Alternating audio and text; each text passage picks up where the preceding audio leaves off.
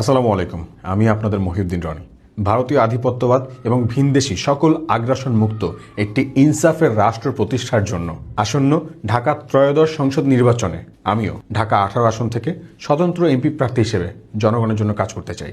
কিন্তু 29 তারিখের মধ্যে আমাকে একটি সমর্থন লিস্ট জমা দিতে হবে। তাই ঢাকা 18-র নির্বাচনী এলাকার এয়ারপোর্ট, উত্তরা, খিলক্ষেত, আশেকোনা, তুরাগ, উত্তরখান, দক্ষিণখান এই এরিয়ার মধ্যে থেকে আমার 200 জন আমার ভাই বন্ধু প্রয়োজন, যারা আমাদের জন্য ঢাকা 18 আসনের ভোটারদের কাছে গিয়ে একটু জনসমর্থন নিয়ে আসবেন। এই যে ফর্মটা দেখতে পাচ্ছেন, এই ফর্মটায় ভোটারের নাম, ভোটারের ঠিকানা, যদি মোবাইল নম্বর থাকে, ভোটার নম্বর এবং তার সিগনেচার, সে যে কনসেন্ট দিচ্ছে, সমর্থন দিচ্ছে, এই টোটাল ব্যাপারটা জাস্ট আমাদের হয়ে একটু তাদের কাছে যেতে হবে।